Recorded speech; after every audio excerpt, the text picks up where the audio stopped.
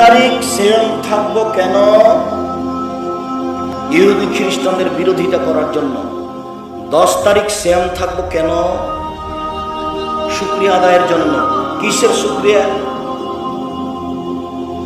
কিসের শুকরিয়া? মূসা আলাইহিস সালামকে আল্লাহ বাঁচিয়ে দিয়েছে, আর ফেরাউনকে আল্লাহ ডুবিয়ে দিয়েছেন এই জন্য। তাহলে হোসাইন মুহররমের 10 তারিখে শহীদ হয়ে গেছেন এই জন্য।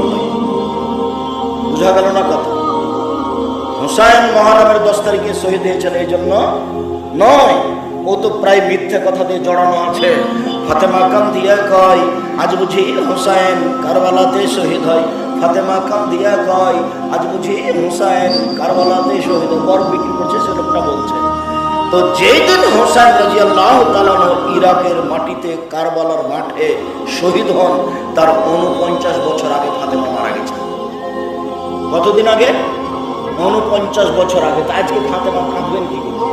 এর নাম বক্তব্য। চাঁপায়ে নবাবগঞ্জের বক্তব্য, তাফসির মাহফিল। বেটা তাফসির মাহফিল করছে এইসব যে লেখার কাহিনী দিয়ে।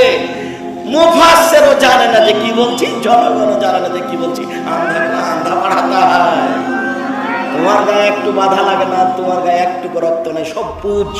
আমার গায়ে একটু বাধা লাগে, আমি এরকম তাফসির মাহফিল সহ্য করি না। তোমার মুফাসসির নাম খুব ভালোভাবে জানি।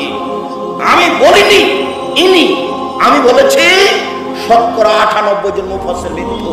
আমি বলিনি ইনি মৃত্যু। আমি বলেছি 95% জন বক্তা মৃত্যু। আমি বলিনি ইনি মৃত্যু।